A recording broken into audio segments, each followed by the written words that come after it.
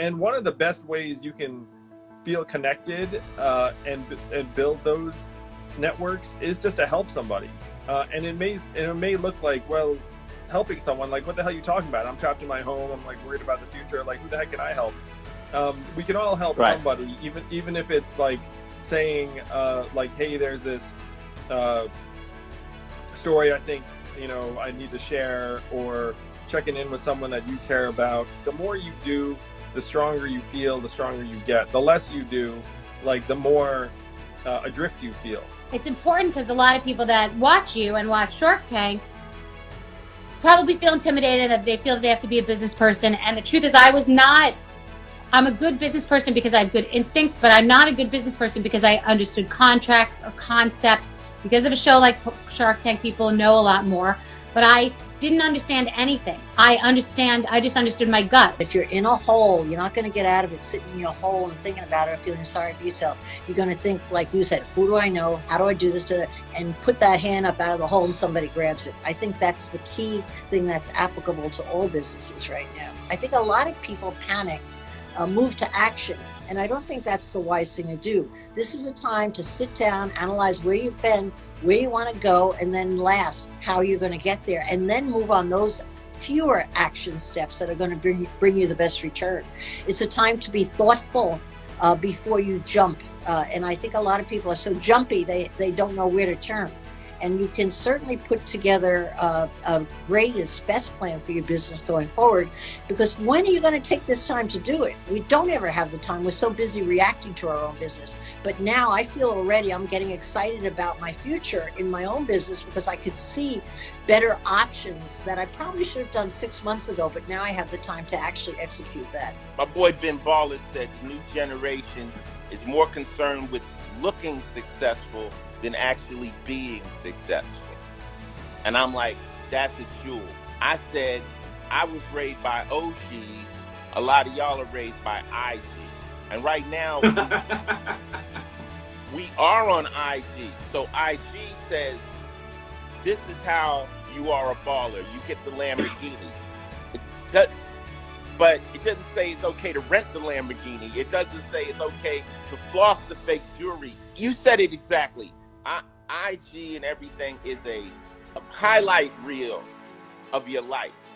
Do people ever they have this judgment about you and they just don't like you when they see you? Does anybody really just like... Listen, Damon, I am the only shark that tells the truth. You're always worried about people's feelings. You're kumbaya, kumbaya. That's what you're doing. And I'm telling them that idea is total shit and it's going to zero. I'm the only one that says that. And I think everybody should like me a lot more than you because you're lying to them like a swine. And I'm telling them the truth. And the truth is going to come and bite their ass anyways. The truth always is what happens. So yes. I'm a nice guy. I'm a wonderful. That's why they call me Mr. Wonderful. By the way, I think you should write greeting cards for a living. Regardless of where we are in human history, there's never been a better time to build a business. We have never had accessibility. Do you know that 5 years ago, Damon, 10 years ago, you and I could never have this conversation? But the fact that I could slide into your DMs and ask a question, the fact that we can create a podcast, the fact that we can create content, there's never been a better time. When you put yourself in the shoes of your dream customer and you think, what is he struggling with? What does she want? What problems can I solve? What can I give them that they didn't know they wanted? Lo and behold, that one person turns into 2, and the 2 turns into 20, and the 20 turns into 20,000. There's no magic code, there's no red pill. It's doing the work and serving people before they even know they needed the thing you were selling. In order to be a successful entrepreneur, I think you have to be prepared to take significant risks. That's the bottom line. If you're uncomfortable taking risks, it's really not for you.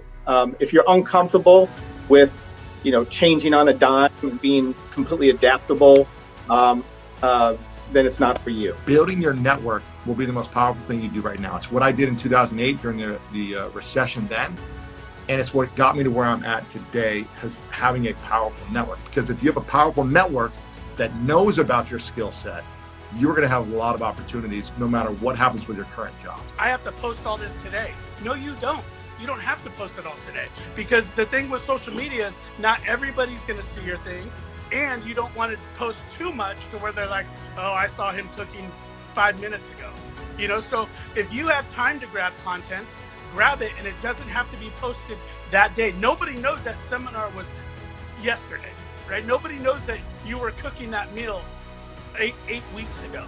You know, you should always have, and with these phones nowadays, you could grab the greatest content ever, you know, with a phone. You don't need a fancy camera. You don't need none of that stuff.